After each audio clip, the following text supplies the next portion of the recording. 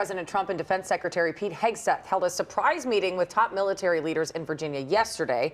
The president delivered a wide-ranging speech touching on tariffs, battleships, and his desire for a Nobel Peace Prize. And then Hegseth announced new directives involving physical fitness, grooming, and a return to, quote, the highest male standard for combat positions. It's tiring to look out at combat formations, or really any formation, and see fat troops. Likewise, it's completely unacceptable to see fat generals and admirals in the halls of the Pentagon and leading commands around the country and the world. It's a bad look. It is bad, and it's not who we are. Hegseth has frequently said U.S. troops should adhere to new fitness requirements as part of a movement to boost the military's, quote, warrior ethos. Yeah, we're joined now by Dr. Jonathan Flint, a military advisor and strategic theorist from Case Western Reserve University. Thank you so much for being with us this morning. Thank you for having me. It's a pleasure. I want to know first what stands out to you, but also I want to say what stands out to me is that focusing on this, we're not talking about strategy or preparedness. Right. Why do you think he focused on this point, and what did you make of it? That's a really good question. Why is he? With the most generous read, I would say that this is an unsophisticated approach to dealing with military affairs, that dealing with, for example, weight of troops, fitness, and everything else. And we're not focusing on strategy and procurement and things like that, simply because I think there may be a dearth of available expertise to him, because a lot of those advisors are either political appointees or, unfortunately, they've been caught up in the woke tornado, which has seen some very useful people dismissed, unfortunately. Okay, and how unusual is it for a defense secretary to call together these hundreds of generals and admirals with very little explanation of why they're being called together?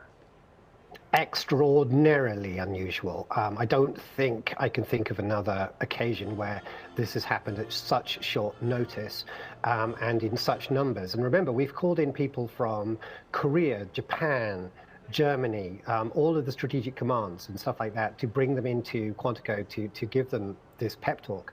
And if we think back to immediately post 9/11, we didn't see that. We didn't see that on the entry into Iraq or any of the major recent conflicts. I mean, this is unprecedented, to be completely honest.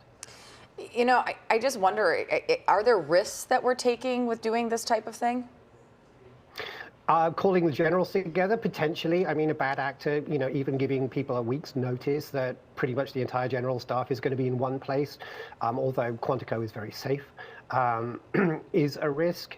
And by sort of focusing on things like sort of beards and fat troops and things like that, I do think that we're possibly taking our eye off the ball on other things.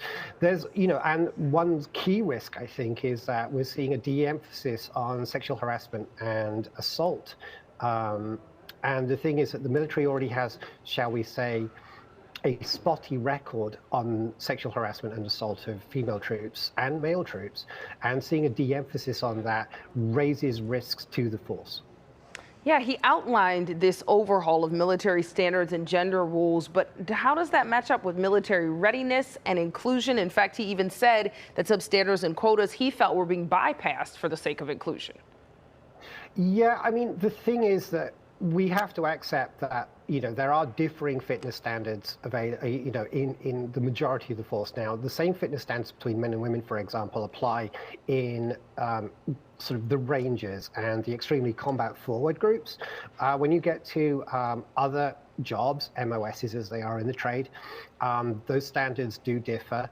But the question is, you know, do you really need, you know, even accepting the soldier first doctrine, you don't really need someone at Ranger levels of fitness to, for example, run catering services, right, or to run the stores and, you know, in a base in up in New York State or something like that.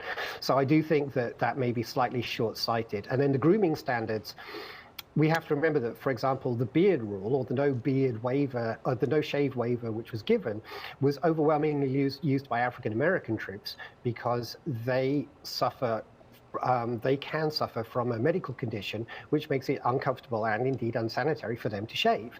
So, we do see that it will affect inclusion, it will infect potential readiness, and it will possibly leave us with fewer people to do the same amount of jobs. Well, I also think everybody's definition of what fat is different depending on if you go by BMI standards, if you go by body weight versus muscle. We'll have to sort through a lot of different things. But thank you so much for. There's also, just for some levity, I mean, there's always the Kung Fu Panda problem, which is he may be fat, but he may also be agile. I like that. I'm going to use that on myself today. Thank you so much for being with us. Appreciate it. The Kung Fu Panda. Great reference. Thank you for being with us, Professor.